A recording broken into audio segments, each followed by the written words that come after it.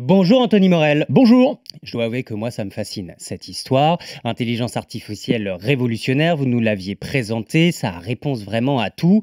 Évidemment, maintenant les élèves s'en servent pour tricher. Ah bah oui, et d'ailleurs le ministère de l'Éducation nationale dit suivre attentivement cette question parce que les collégiens, les lycéens, les étudiants ont vite compris le potentiel qu'elle avait, cette intelligence artificielle. Ce qui devait arriver arriva. Ah bah oui, parce qu'elle fait entrer la triche dans une nouvelle ère. ChatGPT, pour ceux qui ne connaîtraient pas, c'est un outil qui permet de répondre à n'importe quelle question, mais de manière précise, structurée, argumentée. Et donc vous lui donnez un sujet de philo, une fiche de lecture, un problème de maths, et il fait le boulot. Moi, je lui ai proposé les sujets du bac philo de l'an dernier, par exemple. Discuter, est-ce renoncer à la violence? Il vous pond un essai tout à fait correct en quelques secondes. Ouais. Et sachant qu'on peut affiner, parce qu'on peut lui demander de faire thèse, antithèse, synthèse, de développer un argument plutôt qu'un autre, d'expliquer plus simplement ou de manière plus complexe. Et donc, le monde de l'éducation va se trouver un peu désemparé parce qu'il va être bientôt impossible de distinguer une copie écrite par un humain d'une copie écrite par une machine. Ça ne permet pas à l'élève de progresser ni d'apprendre. Alors, ça dépend comment il s'en sert. S'il s'en sert pour demander explique-moi simplement la théorie de la relativité, pourquoi pas? Ça peut être un moyen d'apprentissage supplémentaire,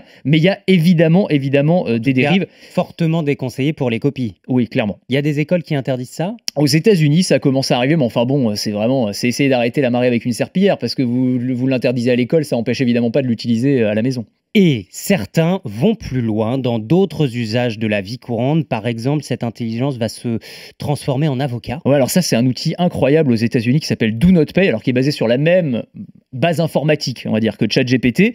Et donc, c'est une application mobile qui va, à votre place, contester un PV, régler un litige avec un service client chez un opérateur, ou même envoyer des mails pour vous à la partie adverse pour régler un divorce. C'est-à-dire que l'intelligence artificielle est vraiment un assistant juridique. Et alors, ils veulent le faire aller à l'étape d'après. Écoutez bien, le mois prochain, la première expérience va avoir lieu dans un tribunal réel avec un vrai juge, alors qui ne sera pas au courant parce que c'est complètement illégal.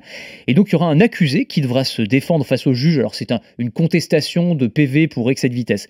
Et il aura une oreillette connectée à cette intelligence artificielle qui lui dictera ce qu'il faut raconter en face du juge. Là, on va voir si les arguments de l'intelligence artificielle parviennent à convaincre ce juge.